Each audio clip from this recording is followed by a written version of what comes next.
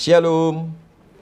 Kita berjumpa kembali melalui renungan harian HKBP Resort Sutoyo pada hari ini, Selasa 4 Oktober 2022. Marilah kita berdoa.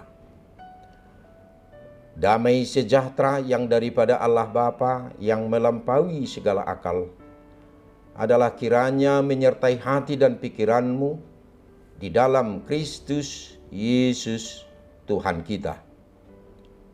Amin.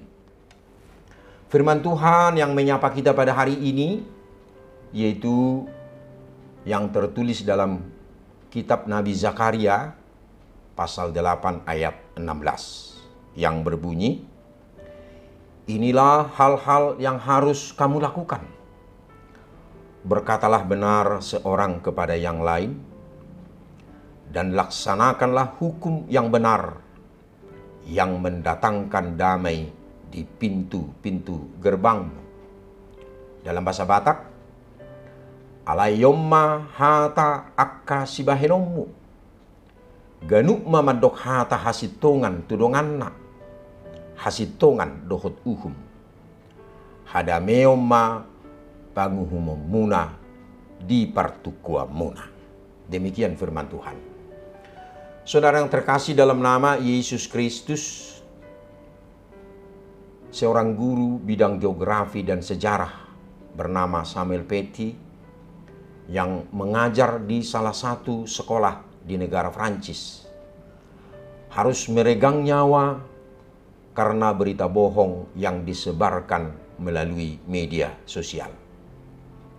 Berawal dari seorang siswinya yang menyampaikan informasi yang tidak benar kepada orang tuanya, di mana sang guru ini dituduhkan akan menayangkan cerita dengan gambar yang akan menghina dan menista agama atau keyakinan sang murid. Setelah orang tuanya mendengar cerita anaknya, langsung mempostingnya di media sosial. Alhasil timbul kegaduhan di tengah masyarakat, terutama dunia medsos.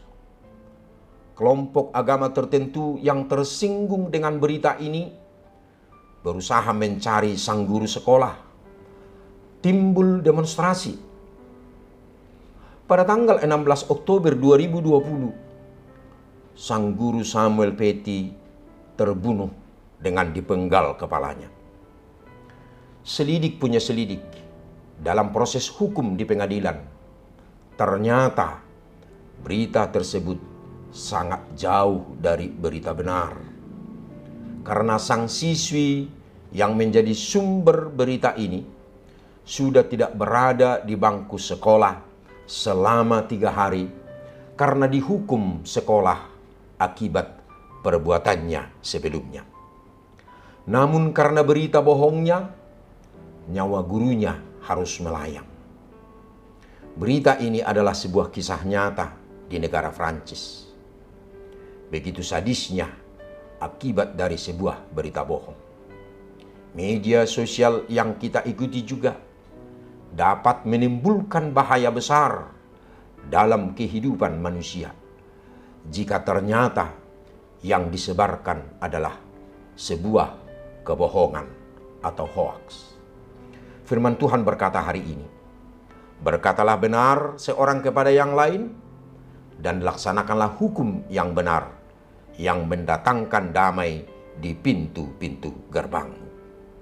Saudara yang terkasih dalam nama Yesus Kristus, pemulihan umat Tuhan dalam nas ini memang bukan karya manusia, tetapi karya Allah. Apa yang mustahil manusia lakukan karena dibatasi dosa dan kelemahan, tidak mustahil di mata Tuhan. Kasih setia dan kemahakuasaannya akan memastikan pemulihan itu terjadi. Siapkah Anda merespon positif dan proaktif?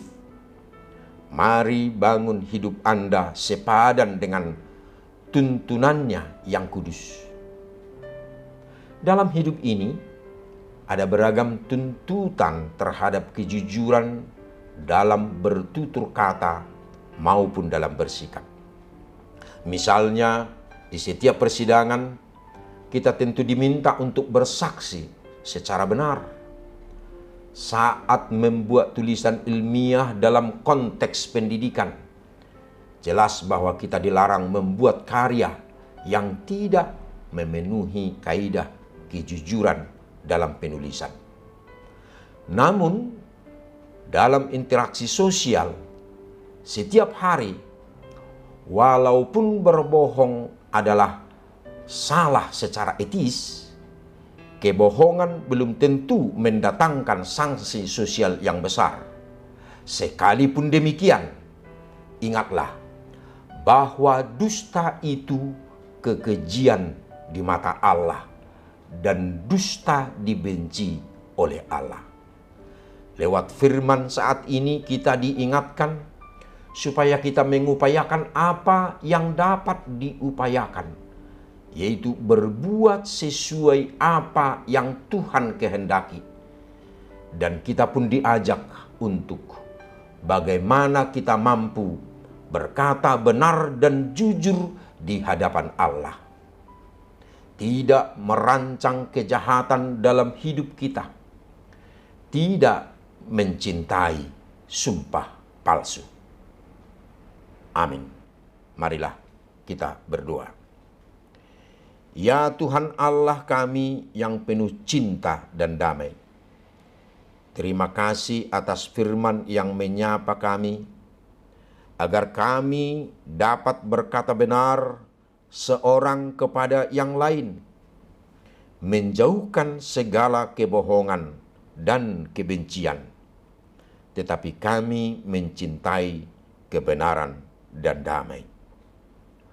Amin.